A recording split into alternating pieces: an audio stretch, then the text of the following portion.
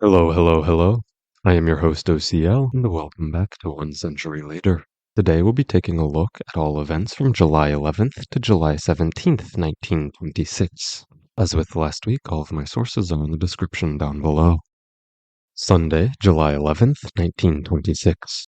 Following the beginning of the Northern Expedition in China by Chiang Kai-shek of the Kuomintang Party on July 9th, forces led by Kai-shek captured Changsha, the capital of the Hunan province previously under control of warlord Wu Peifu. An estimated 20,000 French World War I veterans held a silent march through Paris to protest the Mellon-Berenger Agreement, signed on April 29th, that cut the French debt to America by more than 50%. The veterans believed that were the French to repay the debt, the payments would ruin the French economy. In an effort to keep the protest from being viewed as resentment to the American people, the veterans laid wreaths at the George Washington statue and the statues dedicated to American volunteers in the French army in the Place des States Unis.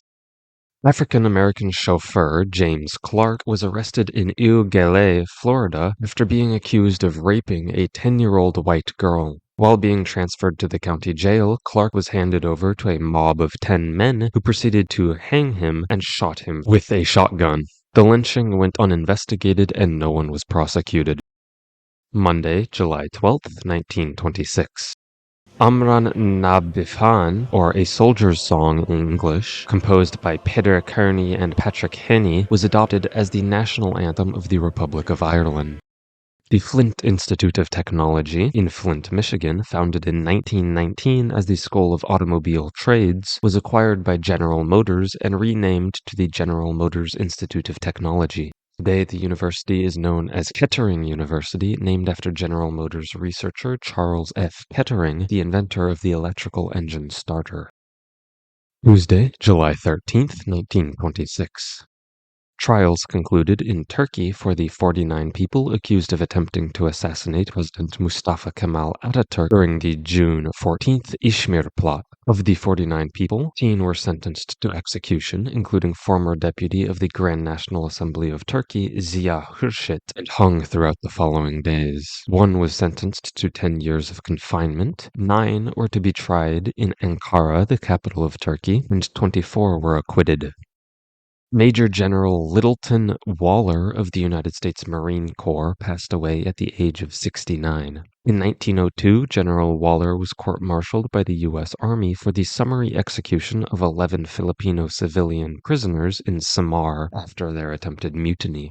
General Waller was instructed by U.S. Army Brigadier General Jacob H. Smith to kill and burn all persons 10 years or older capable of bearing arms against the U.S.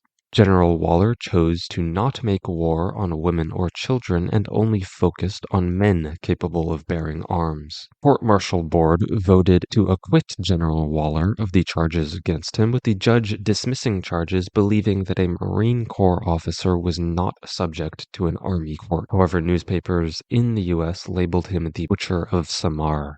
Because of the evidence submitted during the court-martial, Brigadier General Smith was court-martialed, convicted, and dismissed from the Army. Wednesday, July 14th, 1926. American explorers Edward Steptoe Evans and Linton Wells set the record for the fastest time to circumnavigate the globe at 28 days, 14 hours, and 37 minutes, beating John Henry Mayer's previous record of 35 days from 1913. The last leg of the expedition, from Seattle to New York, was in U.S. Army planes after the fast plane that they had requested broke down. Evans and Wells estimated the cost of their circumnavigation at about $25,000. Mears congratulated the pair and promised to take back his record later in the year. A fire broke out at 1 a.m. local time at the Twilight Inn in Haines Falls, New York, killing 20 and injuring 15. Many of the dead were discovered trying to take their personal belongings with them in their escape. Thursday, July 15th, 1926. Pierre Prüm, the Prime Minister of Luxembourg, and his government resigned after a bill on workers' holidays caused a division between the Liberals and the Socialists in the Chamber of Deputies. Prüm's government lost its majority in the chamber with this division and so resigned. The resignation would be made official the following day.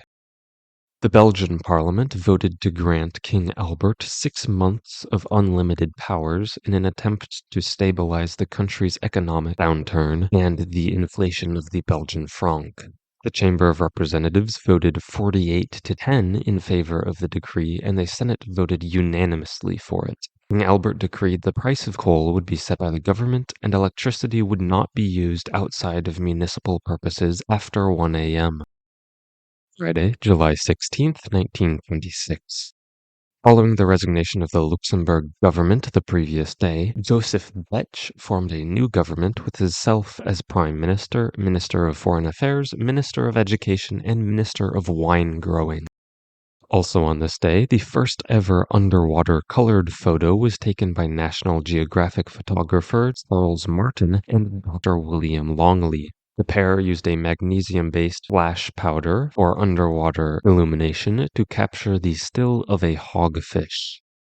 The Hoover Field Airfield in Arlington, Virginia opened for commercial use a year after it opened for private use. The airfield, located at the site that is now the Pentagon, was one of the most hazardous airfields in the U.S. Throughout its lifetime, the airfield suffered from short, unpaved runways, poor visibility, and poor drainage.